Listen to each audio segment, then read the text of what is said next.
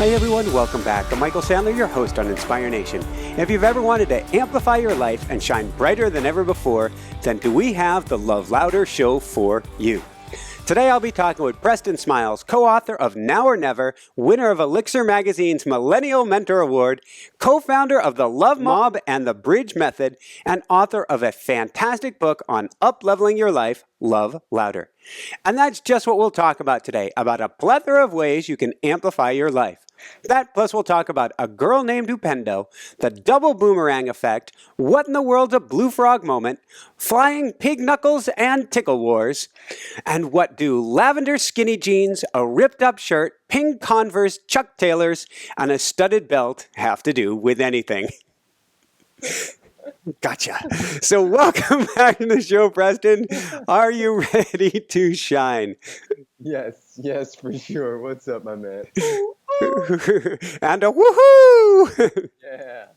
All right. So I was saying before the show, I wanted to dive into your early years a little bit. So before we dive into things, can you tell us where did you grow up and how did that shape your younger years?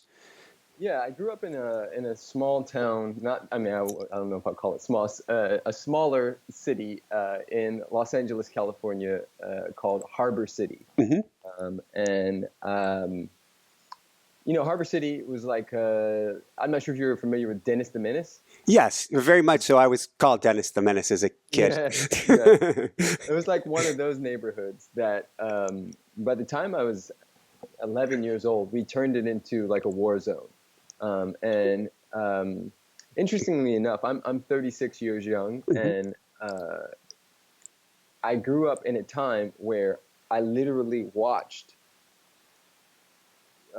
music and the reporting on television and the demonizing on movies. I watched that change, and so when I was a kid, let's say 8, 7, 8, 9, hip hop was Special Ed and like X-Clan and Tribe Called Quest, and it was very conscious rap, right? Mm-hmm. It was fun. It was about the party. It was kid and play. It was like all of this very particular type of rap. And then there was a point when that shifted into nothing but gangster rap.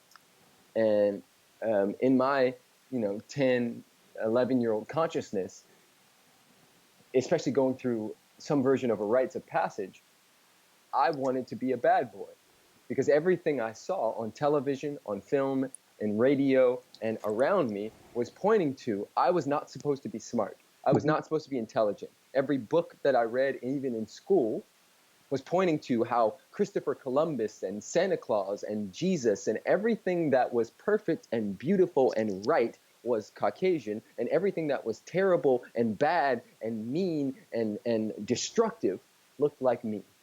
And so in my 10-year-old consciousness, I didn't know how to process that. And by the time I was 11 years old, I was in a gang, smoking weed, and towing the line between an angel at home and an urban terrorist when I got outside.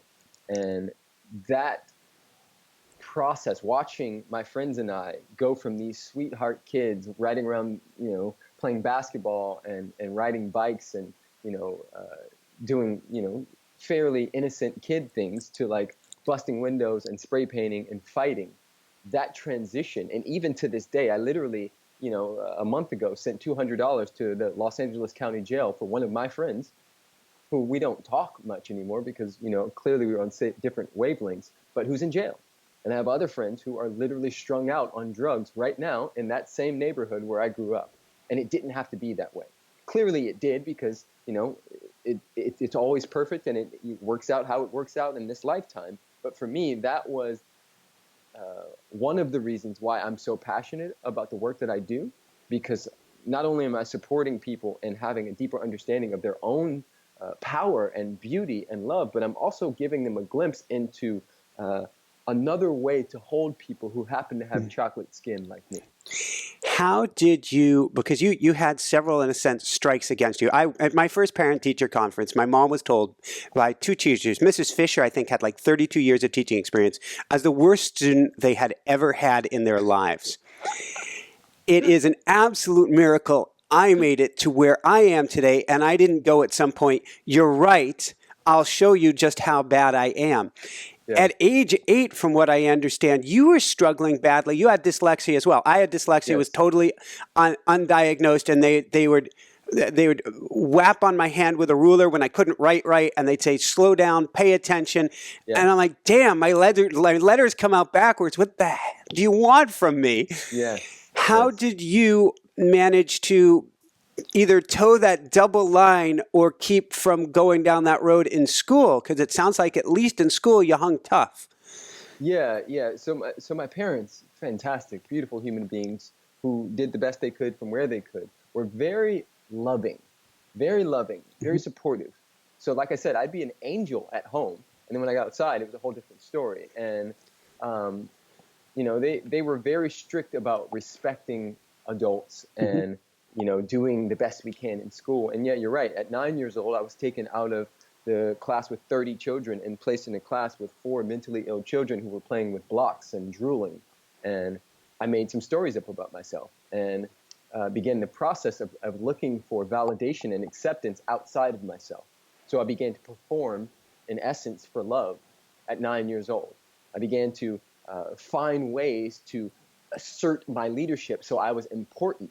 And, interestingly enough, nobody would make fun of me, but everybody knew that when recess was over, I was going to the class with the literally mentally ill children.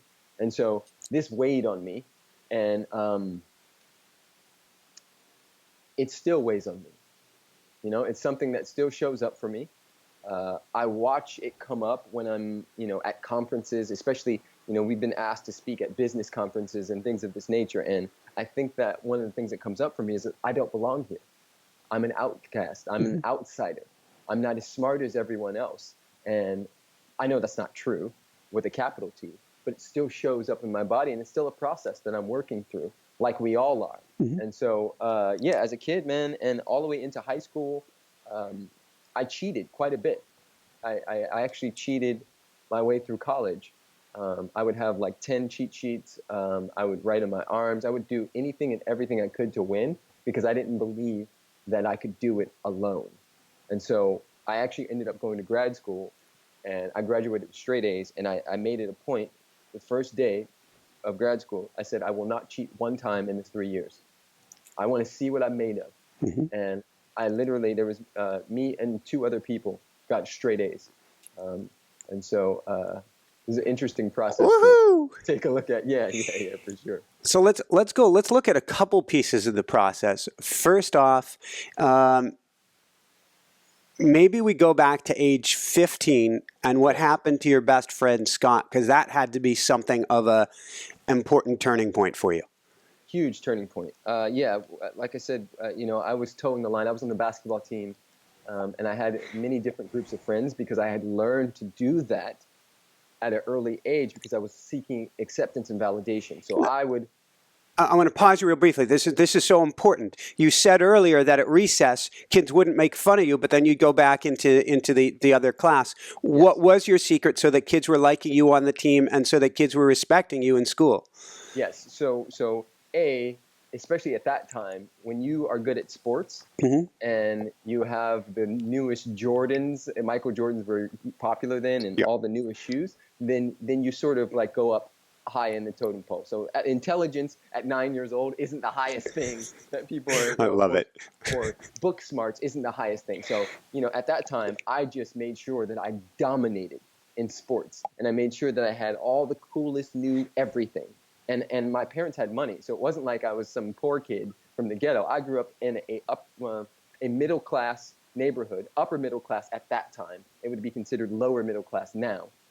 Neighborhood that we literally turned into a war zone. And come 15, I'm still in the same process where I'm friends with everybody because I'm that dude who has the best clothes, who's the class clown because I learned to make people laugh. And to be, gregarious and very open and touchy, and I was just a good person to be around. Yeah. And I had a crew of friends who were on the basketball team, but also had a similar sort of background as me. And we would do something called runouts. I'm not sure if you ever did this where you grew up, but essentially they call it beer runs, I think, where we would walk into a liquor store, at 15, 16 years old, grab as much alcohol as possible, and then pretend like we were going to pay and run out as fast as possible. And so Scott and Rudy and this crew of guys that I was hanging out with every day, one particular night, they called me to come hang out and jump in the blue Astro van, and they were going to smoke weed. I stopped smoking at that time, and drink and do runouts and just be stupid. And this was the first time I had a true understanding of intuition, because something deep within my soul said, don't go. And I was like, okay, yeah, I'm not going to go, guys. And they're like, oh, don't be a beep. And I'm like, no, I'm going to be a beep tonight. And so we hung up the phone, and within an hour, every single person in that blue Astro van that I was in the night before and the night before and the night before that was shot. And Scott was shot in the head and died immediately. And this was one of the biggest wake-up calls and catalyst moments of my life, because it became absolutely real at that point. There's a lot of kids, even to this day, a lot of us singing rap songs and talking about killing and murdering and all of that stuff, but it's not real. Like you're just playing. And for me at 15, it became all too real when Scott was shot, and I didn't know how to process it. I had never really cried or anything of that nature, because I grew up being, hearing big boys don't cry, don't be a man up, et cetera, et cetera. And so I'm in my 15-year-old consciousness, I'm going, okay, so what do I do with this? And I was afraid. I didn't want to be shot as well. And I just became very paranoid, and there was a bit of PTSD. And I asked my father, could I leave? And he said, where do you want to go? And I said, I don't care. And 2 weeks later, I was on a plane to Pittsburgh, Pennsylvania. I got off the plane. There was a sign with my name on it, and a woman named Shirley Russell, who was my father's high school sweetheart, was waiting for me. And I moved in with her, and she just happened to live in the edge of North Allegheny County, which was a very affluent county in Pittsburgh, Pennsylvania, and which meant I got to go to North Allegheny High School, which was one of the wealthiest high schools in that area. And I checked in, and I was the only black male in the entire school. And I was like this cool alien that everybody wanted to hang out with. And they were like, yeah, we got a black guy. And, I was walking through the hallways, and everybody's like, what? Everybody's just pumped up. They're like, yeah. Right. And I became friends with, the Popular crew. And the Popular crew also created a gang called Wexford Mafia. And it's a bunch of rich white kids who had BMWs and Mercedes. And I had a realization while riding in the back of this kid Brad's BMW one night. They were smoking weed and drinking, which you definitely shouldn't do while driving, and headed to a party. And they were listening to Outkast, Tupac, and Biggie. And I had a realization. I thought about it. At my former school, I was, my grades were okay. I would curse and spit, and I was a very particular type of person. But at this new school, where you could literally eat off the ground, I wouldn't dare do those things. And then I sort of looked around, and I was like, wow, the kids at my former school are smoking weed, drinking, listening to Outkast, Tupac, and Biggie, and the kids at this school, in this car that I'm in right now, are doing the exact same things, but getting two different results based on the environment and the expectation.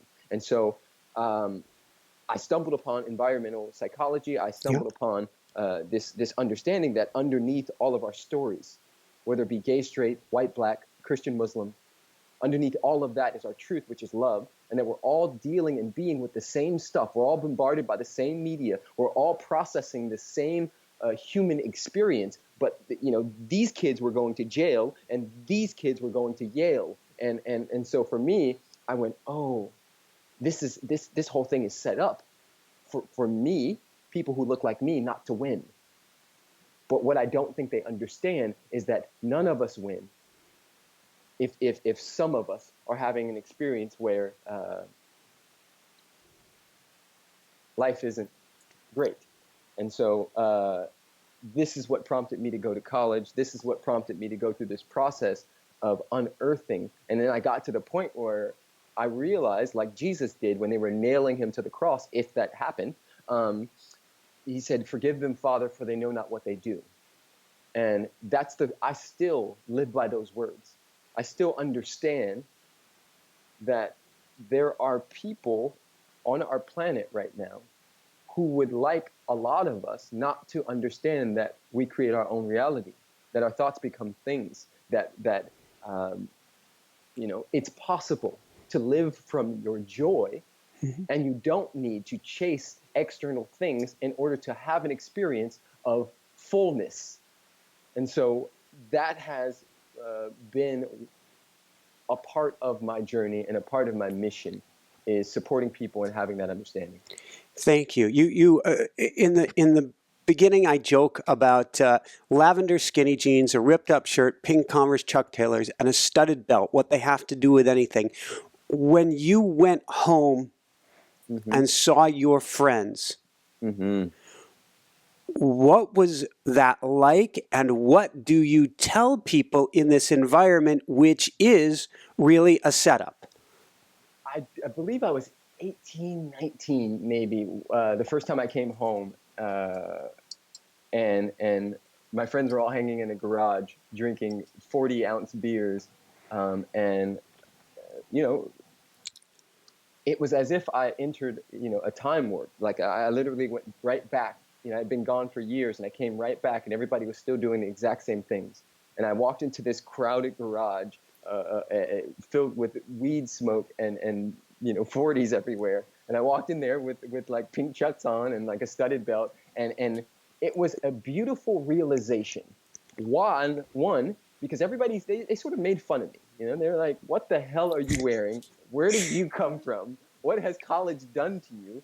And but there was also this mutual respect. And so I cracked jokes back, and I was like, shut the hell up. And but the beautiful thing, and the thing that really hit me in the heart, was one by one, every single person in that garage, at some point, either that day or a few weeks later, approached me and pulled me aside and asked me where they went wrong. They started to realize that, and have an experience where they believed that they had failed in some way. And it really got me emotional, because I explained to each one of my friends that you didn't go wrong, and that it's never too late. It's never too late for you to get back on your feet and to choose something different than what has been handed to us. Thank you. For these guys, they were looking at me as an example of what's possible, but also in the same breath, they were afraid. And I find that this happens all over our lives. I find that, to be a leader sometimes means stepping out on the skinny branches where you may fall, where you may be made fun of, where you may be judged in some way. But all the best fruit is out there. And for me, in that moment, in the garage and the days following, I realized that I had been being used. I believe that I am a vessel for love, that I'm being used by something bigger than me. And it was a beautiful moment and an opportunity to remind my friends, A, that I'm always there for them, and that it's possible for them to make a new choice. And to me, this is happening all over our lives, and it's happening now, in social media. And how I choose to represent my brand, if you call it, is I take myself off the pedestal all the time.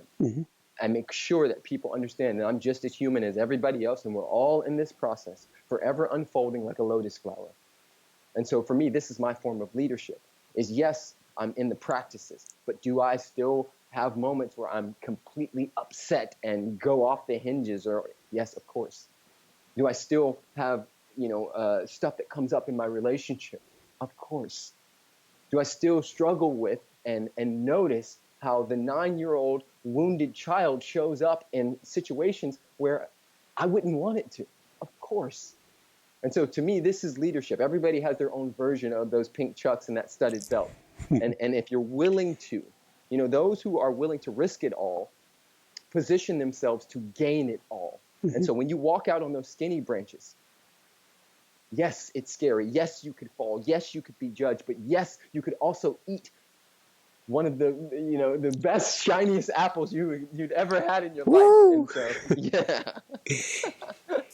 You get done with grad school. Did you turn immediately to acting, or what were the skinny branches you went out? Yes. I got done with grad school and I moved to LA and because I was in Louisiana at the time, and I started acting and modeling. And funny enough, I'm not sure if you've heard of Abercrombie and Finch. Oh, yeah. Yeah. So I was one of those guys who stood in the front with his shirt off back in the day and just greeted people and pretended to be cool. Funny enough, they fired me because I was too playful and talkative. They wanted me to You were too you.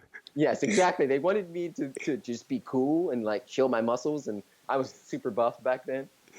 But I was like high-fiving everybody and like just really playful. But yeah, I moved back to LA and I began acting, and I got on a show called Entourage and 90210 and a bunch of other stuff. And I did like 30, 40 commercials, and it was a beautiful process. Yeah, what you got? Well, it's interesting because I'm thinking of your wiring. I'm thinking of my wiring too, and how you were able to. It sounds like it was a real struggle for a lot of the early auditions until you were able to jump past the wiring Yes. that was probably shooting yourself right in the foot in each audition. Yes, absolutely. So yeah, for me, I had a realization there that I wasn't actually having fun. That I was too worried about, what could happen. I was too future focused and past focused, and I was getting in my own way. And so I went through this process one time, and it's funny because I mentioned Entourage. Me booking Entourage was a gigantic moment in my life because I made a decision that win, lose, or draw, I was going to have fun, that I was going to show up and play, that I was going to embrace the moment, the now moment, and be as present as possible. And so I got the audition, and I went over the script about 10 to 15 times the night before. And I remember it clearly. I pulled up to this building on La Cienega in Los Angeles, and I beat my chest a couple times in the car, and I was like, game time, P. And I went through this whole process, and I got out of the car, and I went in the elevator, and signed in, and just sort of sat off to the side. And I started to watch, the ego mind, the wound itself, go into this process. Oh, you may not book this. Oh, what's going to happen if this happens? And and I said, shh, it's okay. It's okay. We're here to serve. We're here to be present, and we're going to have as much fun as possible. And I just reminded and redirected my brain back to my intention. The intention was fun. The intention was play. The intention was service. And I went in there, and I absolutely nailed it. And when I walked out, interestingly enough, I didn't care whether I booked it or not. The exciting part for me was that I showed up for it, is that I was present to. I did my job. My job as an actor is not to book everything. My job was to give the character its due diligence. And so I have translated that all over my life as well. My job is not to get 1 million subscribers every time I do a video or put out a Facebook post or Instagram. My job is to show up as powerful as possible while having fun and being in alignment with my truth. Woohoo! That is so well put. So, you go through there. You had fun. You didn't care about the results. Detachment, very good thing. Yes. You get home. What happened? I get home and my agent calls me and says, you booked it. They don't even want to see you for a second. Because usually in acting, you have to go back a couple times and read for producers and then it just gets bigger and bigger. Entourage was at its height at this point. It was huge. And they didn't even want me to come back. They just said, you booked it, you nailed it, head and shoulders over everybody. And I just went nuts. I celebrated my butt off. It was beautiful. Awesome, awesome. So going from there, maybe what we need to do is talk about Freeman Michaels and how he influenced your life, and we go that direction. Yes. So one of the things that a main principle that I operate from is the 3 Gs. So it's giving, growth, and gratitude. Yeah. And for me, the key to living is giving. And Shakespeare reminds us in Romeo and Juliet, when Juliet says, "My bounty is as boundless as the sea, my love as deep. The more I give to thee, the more I have, for both are infinite." What Shakespeare is talking about, what Juliet is talking about, is the universal law of circulation. Mm-hmm. And I like to call it the double boomerang effect, where you throw a boomerang out there, but you receive someone else's boomerang from here. And so I need to rewind back a little bit. When I was 25 Yeah. and moved to LA, and I was in that process of auditioning and all of that stuff, I had a heart palpitation. I had something come up where it got pretty serious. And so finally I went to the doctor, and the doctor said, "You need to see a cardiologist immediately." And so I went to a cardiologist, and he ran a bunch of tests and gave me a machine that was connected to my chest for a couple of days. And I came Holter back. monitor. There we go. And I came back, and he looked at the machine, he looked at the test, and essentially he asked me two questions that changed my life forever. The first question was what are your stress levels? I said, what's a stress level? I'm 25, I don't even know what you're talking about. And I explained my life and what I had been up to, and he said, "Young man, you're highly stressed out." I said, "Okay, I didn't know that, but thank you for letting me know." And the second question was, "What do you eat? What's your diet?" And I said, "I eat food." And he said, "Okay, explain food to me." And I was like, "Well, I eat McDonald's probably 4 days out of the week, Burger King, Jack in the Box, I like their tacos. I pretty much eat chicken all day, every day from any cheap grocery store I can find it. The usual. I drink beer, I smoke weed on occasion, and I just named off all the stuff. Sloppy Joes, bunch of cheese on everything I can find, and I'm explaining food, in my opinion. Mm-hmm. And he looks at me, clear as day, and he just says, "Young man, that's not food." And I was like, "Dude, what are you talking about? Of course it's food. It's on the commercials. It's what everybody eats. It's food." And he was like, "It's not food." He said, "As a doctor, I'm going to prescribe you some pills that you'll essentially take for the rest of your life that will regulate your heartbeat. But as a concerned citizen, as a father, I suggest that you look into that." And so I left that cardiologist's office devastated because I didn't want to take pills for the rest of my life, and also upset. So I'm like, what the hell is he talking about? This isn't food. So I went on this mission to unearth what he was talking about. And in that process, I found a bunch of interesting documentaries and conspiracy theory films and a lot of things that pointed to that there was a lot of places where the majority of Americans or people in the world had been lied to. Mm-hmm. And so me drinking Coca-Cola and Pepsi every single day was not actually serving me in any sense of the word. And that the diet and what I ate was directly connected to how I thought and how I felt. And it just exploded these worlds.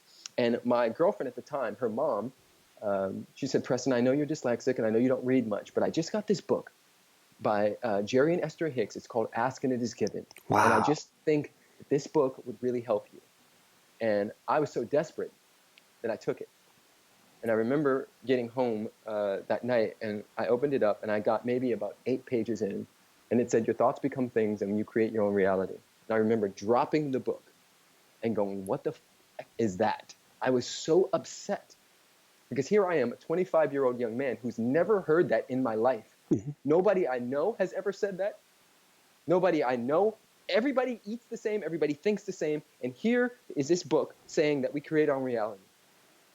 And so I went on this quest. I said, I'm going to read this, and I'm going to find out whatever else is out there. And I went on this quest for information and for knowledge. And The Secret came out 1 year later. Or no, not even 1 year later. Maybe 1 month later. And I was like, what? The Secret, the law of attraction. And it's like everything is going bing, bing, bing, bing, bing. And to make a long story short, I began to wake up. Mm-hmm. And in that process, all my actor friends and neighbors and people who I've known for years started saying, "Yo, P is like a little black Buddha. Like he's got pure knowledge, man." And people started coming to me and so cool for coaching. which I didn't want to be a coach or anything. I didn't want to do what I'm doing right now. I was just helping people and supporting. And one day after, I had saw like 4 people in a row, I was like, you know what could make this a lot easier? Because everybody's asking the same questions. If I just create a YouTube channel called Questions with Preston, and I just answer the same stuff that everybody's dealing with, I could just send my friends to those videos instead of having to sit down and go through this process with them. And so that was what birthed me creating videos on YouTube. It wasn't because I wanted a career in it. It was because I wanted more of my time so I could act more. And so fast forward to, I began this process of reaching out and supporting people. And I started hearing from people all over the world saying, your videos are helping me. They're changing my life. I was going to commit suicide, and I decided to go on YouTube and just look up a couple different titles, and your video popped up, and it changed my life. And I started getting more and more of those. And I realized that that was my calling. That a friend of mine was sitting in my house one day. He was a director, and he said, P, I find it interesting that you're an actor, but everything you talk about, everything you read, like, look at your library right there. It's Ask and It Is Given. It's Conversations with God. It's 7 Spiritual Laws of Success. It's, it's all of these books. None of your books are on acting. You don't even go to acting classes anymore. All you do is talk about transformation, personal development, spirituality. Don't you find that interesting? And I was like, I think it is. I think I actually am obsessed with and in love with this. And so to fast forward to the Freeman Michaels conversation, through that process, I created something called the Love Mob, which is organized acts of love. And we started doing flash mobs and different organized events around things that are happening in the world. What would be an example? So an example of that was Skid Row in Los Angeles is a place where there are thousands of homeless people. They are the forgotten. How that happened was, I think in the 50s, LA ran out of money. And so they opened up the mental hospitals and just kicked them out on the streets. And so all of these mental hospitals, all their patients were out on the streets. And eventually it became a place where these mentally ill people were also introduced to drugs and alcohol. And then it became one of the biggest, I think it's the biggest in the US, maybe in the world, places where homeless people are gathered. And for me, I didn't think I thought it would be helpful to throw a block party because I'm, Mr. Popular. I knew everybody. And I thought it would be helpful to throw a block party on their block with the city's permission and with the mission, Midnight Mission, with their permission, and clothing drive because a lot of them were dying. It was close to wintertime and they were dying because it was really cold on the ground in LA. And so I said, let's throw the biggest block party on Skid Row and bring Hollywood home. And so I wanted to introduce, and I wanted there to be no separation. I wanted you to be walking and partying with people who live on the streets and those who have, $1 million mansions. And that's exactly what we did. And so, I think 850 people came and we had this giant block party and it was beautiful and we hugged it out and we raised more money and more donations. That's what it was. More clothing donations than they ever had in the history of Midnight Mission. Awesome. So then, let's dive into Freeman Michaels. Actually, on an energy side of things, 2005, you switched your diet. What did you discover once the diet was changed? Oh my God, everything shifted. My mental clarity just took 1,000 leaps up. My skin cleared up. I felt more powerful, more energetic. It was the most drastic change I had ever went through. And what's interesting enough, if you look at pictures of me, in 2004, 2003, 2000, I look 10 times older than I do now. And so I literally went into this fountain of youth when I took all those toxins and fast food and things that weren't serving me out of my diet. And I began juicing and having smoothies every day, and it literally shifted everything. Woohoo! Woohoo! I guess on those lines, and I'm not sure the order of things, August 18th, 2012. Yes. I made a choice that alcohol, even in its, and to this day, even in, a glass of wine here and there was no longer going to serve me. And so I made a decision that I was going to give up, because sometimes you have to give up to go up. You have to give up to grow up. And for me, and this is just opinion here, alcohol is poison. And so my mission at that time was to levitate, was to be one of the first humans to levitate. So cool. And so, I got a download or transmission in hippie terms, that one of the things that was stopping that process was me drinking. And so I made a decision on August 18th, 2012, that I was no longer going to be partaking in alcohol, and that I just didn't choose it anymore. And so I let it go. And here we are, years and years later, and it's still not something I choose. I don't judge anybody who does. Everybody's got their process. For me, it doesn't support my body. It doesn't support my brain function, and it doesn't support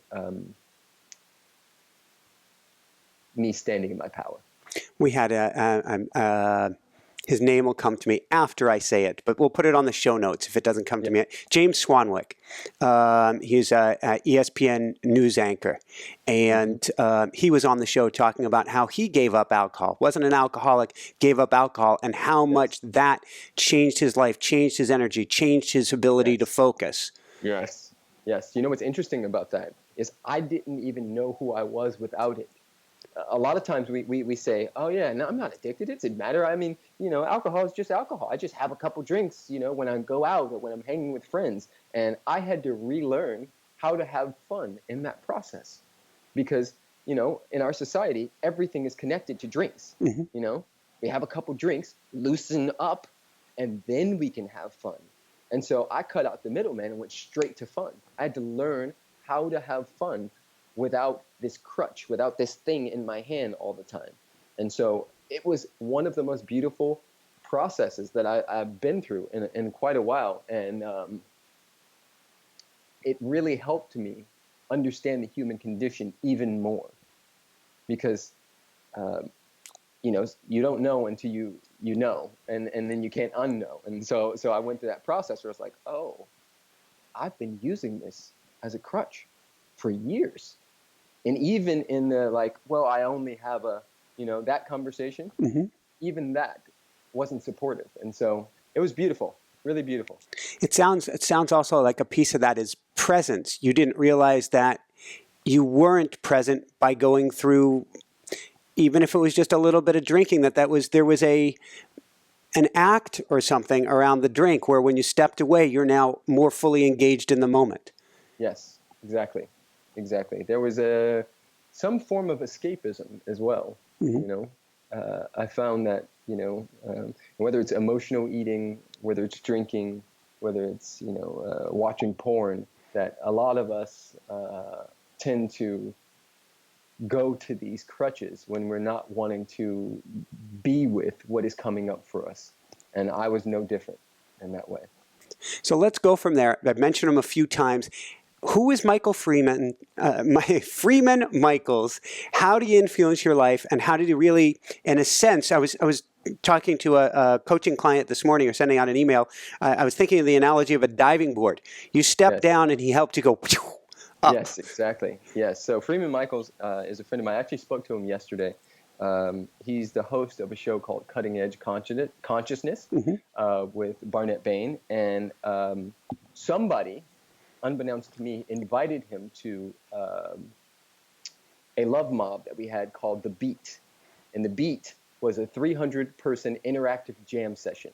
Wow. So just imagine people from all over LA coming in with their instruments and everything they have to offer, poetry, whatever. And we created this cacophony, this symphony of music out of nothingness. And Freeman and Marianne Williamson and Michael Bethwick spoke at that. They came to it. It was in a warehouse in LA, super sweaty, really fun. Had you met Michael before?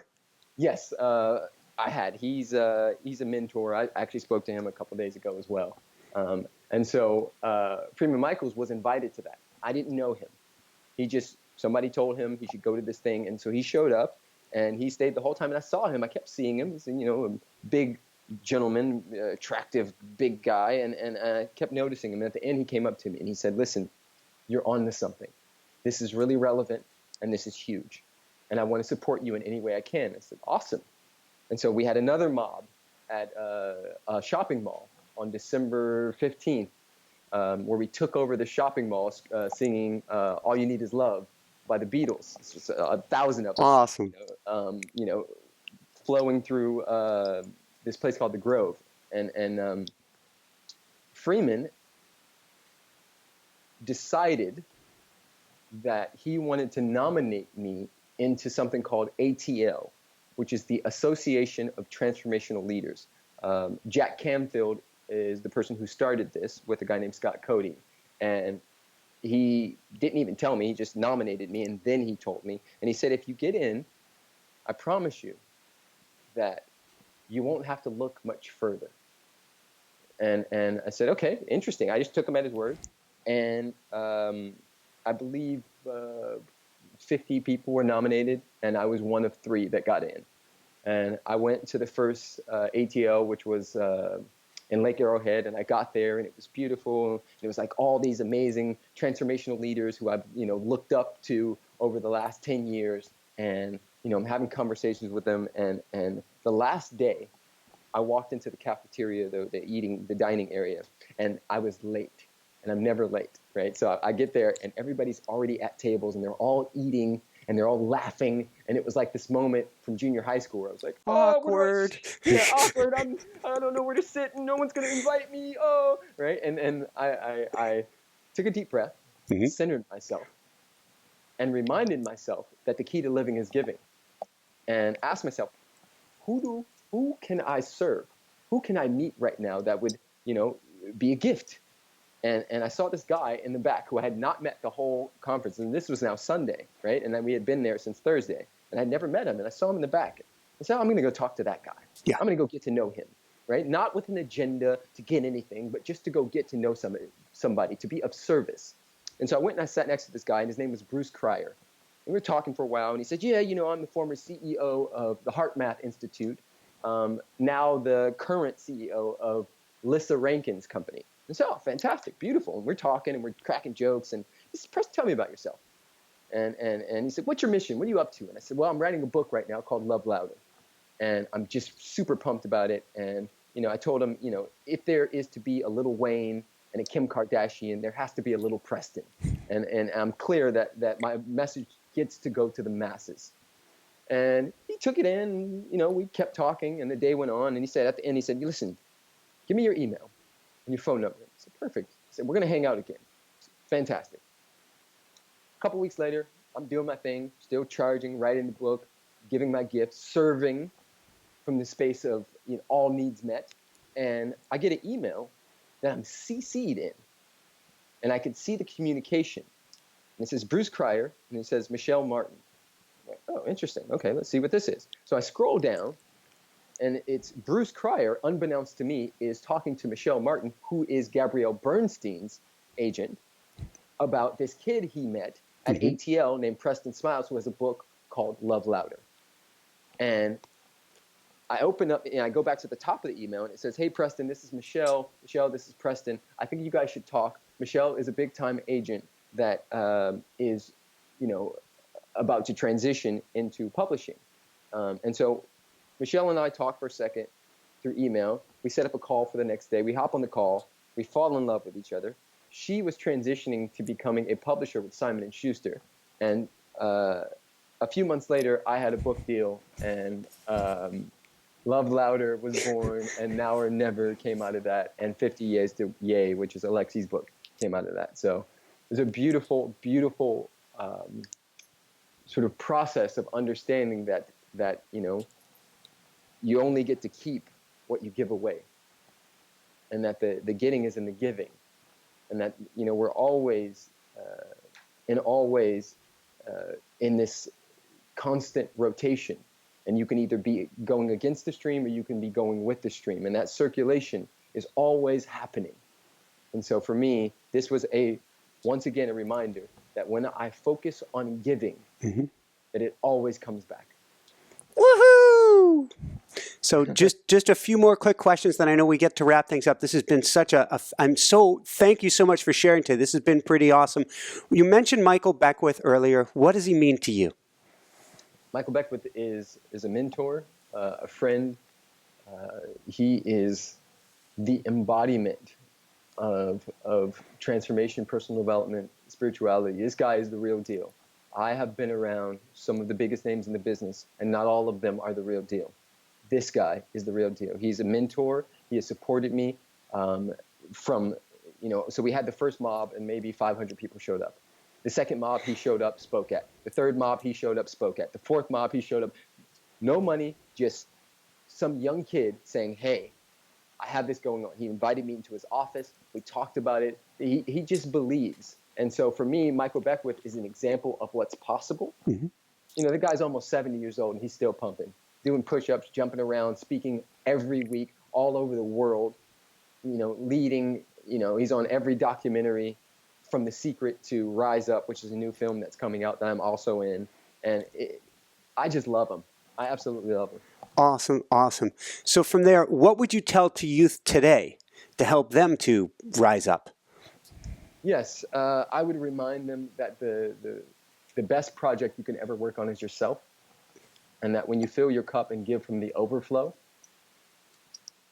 that you align yourself with universal law of circulation, and it's just magic.